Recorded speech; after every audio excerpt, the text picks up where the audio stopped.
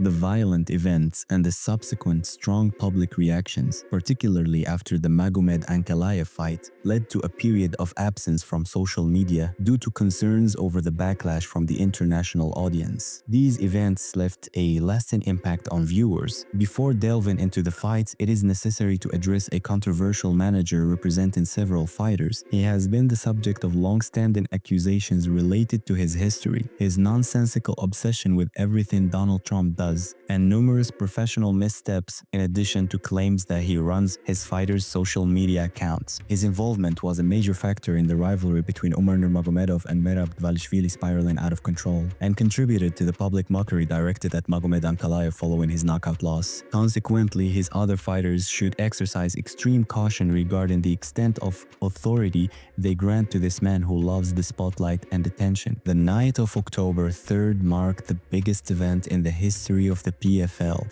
with a decision finally made to merge and abolish the Bellator belt in favor of the official PFL championship. The card featured a historic rematch between Usman Nurmagomedov and Paul Hughes. The first bout was close, largely attributed to Usman underestimating his opponent. Paul immediately demanded the rematch, but with Usman initially unavailable, Paul secured the finish in the first round, subsequently calling out Usman loudly. When Usman did not respond, Paul decided to adopt the approach of Tommy Aspinall to generate buzz. Aside from the fight involving Vinny Davis and Gadji Rabadanov, this was the only significant matchup in the PFL's lightweight division, which ultimately compelled Don Davis to schedule the rematch. Nurmagomedov maintained an arrogant demeanor throughout the fight week, right up to the night of the bout in Dubai. Following PFL's significant failure to adequately promote this matchup, a prevailing sentiment emerged after the judges' decisions in the first Paul vs. Usman fight and the second fight between Kaibulaev and John Mitchell. This feeling was that an opponent would not be victorious against a Dagestani fighter unless they secured a finish inside the cage, as the judges would not grant the decision regardless of the action. This exact scenario played out when Sergio Perez dropped and finished Mufleh Kaibulaev, who had been dominating the fight for almost 2 full rounds. Members of the Dagestani team, including Khabib and Islam, were visibly shocked to see a veteran Dagestani fighter motionless on the canvas. As the night concluded, it was time for the main event. Usman entered the cage accompanied by Khabib, Omar Islam, and Javier Mendez. Usman's stated objective for this fight was not merely to defeat Paul, but to prove that the first fight was a fluke and that Hughes was not on his level. The fight began with round 1. Usman's game plan executed perfectly, looking distinctly different from the first fight, with a clear 10-9 advantage for Usman. However, a foul was noted in the second minute, an illegal low kick for which referee Keith Peterson issued only a warning. Moments later, another kick appeared to be illegal, but the referee was not convinced. At the end of the round, Nurmagomedov delivered the light headbutt to Hughes in full view of Peterson, an action deemed disrespectful. Round 2 was a contested round from the outset. Very close exchanges in the striking, with a slight advantage for Paul. In the final minute and a half, Usman secured a takedown but failed to inflict damage or establish meaningful control. The final moments as Hughes broke free from Usman's control were entirely in the Irishman's favor. This round was scored 10-9 for Hughes, but arguments exist for a 10-9 score for Usman due to the brief mat control. Round 3 was another highly contested round, beginning with a failed wrestling attempt by Usman. Excellent striking exchanges were witnessed,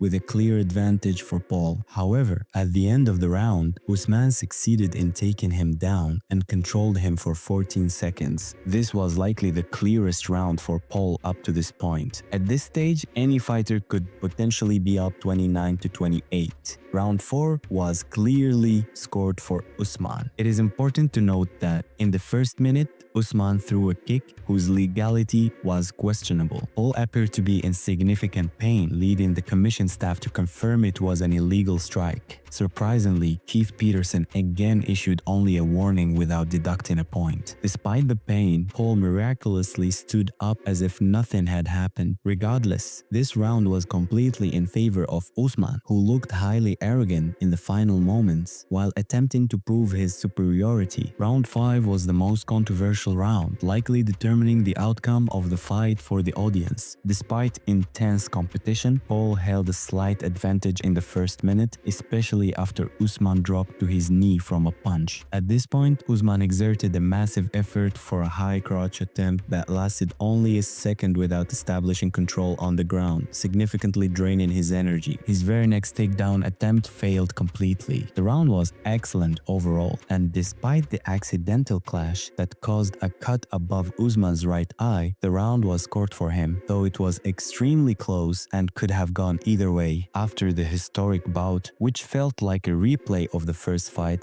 Usman and Paul exchanged respect. Nurmagomedov once again failed to prove that the Irishman was not on his level. With split opinions on the scoring, many scoring 48-47, the consensus was that Paul Hughes would not win a decision in Dubai. The result was a split decision victory for Usman. The judges' scorecards sparked widespread outrage, especially the 50-45 card submitted by Judge Brian Miner. Commentator Jimmy Smith openly questioned Usman's belief that he had won every round. The widespread global MMA community reaction reached a fever pitch upon hearing the three judges' scores, with accusations directed at the PFL claiming Dagestani fighters had bought the judges in Dubai. The PFL worsened the situation by releasing scorecards with glaring errors. The file was saved on the computer as Bellator Dubai, despite the event being PFL. Usman's name was misspelled as unanimous Nurmagomedov. The scorecard was created on Excel, with numbers seemingly rearranged to match the in-cage outcome. A file referencing the death of John Mitchell's older brother was visible in the background. In response to the public outcry, it was revealed that Judge Brian Miner recorded the 50-45 card, and he has a controversial history with the UFC with no ties to Dagestan or the Arab world. The second judge, Hadi Ali, scored the bout 49-46 for Usman, a feasible score if the second round was given to Usman, and he had scored the first fight a draw, which lessens the claim of total bias. The third judge, Darren Ransom, scored the fight 48-47, which aligned with most expert opinions. Rounds 1, 3, and 4 for Usman, rounds 2 and 5 for Paul, considered the most accurate result, particularly when scoring by damage inflicted. The following day, Alex Pereira weighed in at 105 kilograms. The week leading up to the fight with his team was tense. The rivalry intensified due to the posts published by Ali Abdelaziz on X on behalf of Magomed Ankalaev. Pereira's pre-fight quote, "I will make you remember that moment," summarized the damage caused by those tweets. Conversely,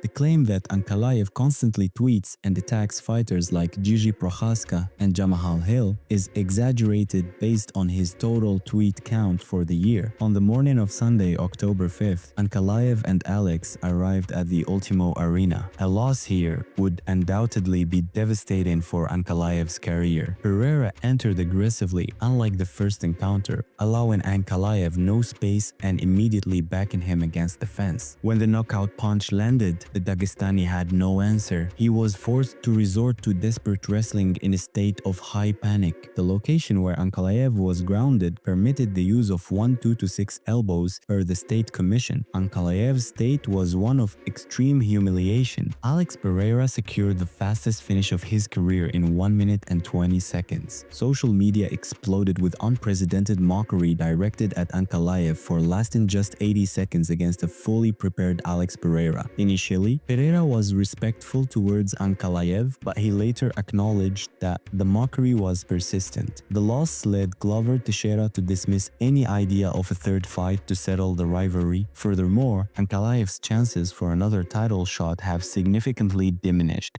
especially after Dana White had delayed his opportunity for 2 years. It's also worth recalling that Glover Teixeira had previously avoided a matchup with Ankalaev at UFC 282. Gigi Prochaska was among the most delighted as he moved much closer to a third and final fight against Pereira. Backstage, Dana White appeared extremely pleased to have resecured one of his biggest current stars, and he openly spoke about Pereira moving up to heavyweight. Alex attended the press conference with a broken foot, confirmed to have occurred during the fight and before the Oliveira weigh-ins. Alex declined Khamzat Chimaev's call to reiterate his heavyweight claim. His original intention was to call out Jon Jones for a White House event, but the death of his older brother prevented him from doing so. Despite the heightened emotions since the first fight, Pereira did not speak ill of or mock Ankalaev in his immediate post-fight interviews. However, behind the scenes, Pereira's attitude shifted completely from the man who showed respect post-fight. He began sharing several videos and pictures mocking Ankalaev's loss, including a photo of Ankalaev being knocked out while holding a tire. Glover also made his fighters drill specific techniques in their first training session after the fight. During the fight week in Brazil, Pereira was less humble and spoke with clear arrogance toward Ankalaev. Rumors circulated, confirmed by those close to him, that he entered the fight with a broken rib, severely limiting his training in the preceding weeks. Unfortunately, this defense holds little weight, as he had entirely dismissed Alex Pereira's injury excuses after their first fight, and his injury was met with ridicule from the public. However, unlike Alex, who has yet to provide evidence for his promised injuries, Ankalaev provided documentation. A video was leaked by a Brazilian reporter showing Ankalaev receiving an injection in his rib to manage the pain before the fight. Ankalaev's silence, coupled with posts from his inner circle defending him, led Ali Abdelaziz to worsen the situation for Ankalaev on October 6 with a long post. The manager defended his actions, confirming that every post on Ankalaev's accounts was approved by him and that his assistance was with Ankalaev's knowledge. Ali shifted the focus to himself. He confirmed the circulating rumors that Ankalaev was not fully prepared in his training camp. Coinciding with Ali's post, in the end, God paves the way not only for the weak,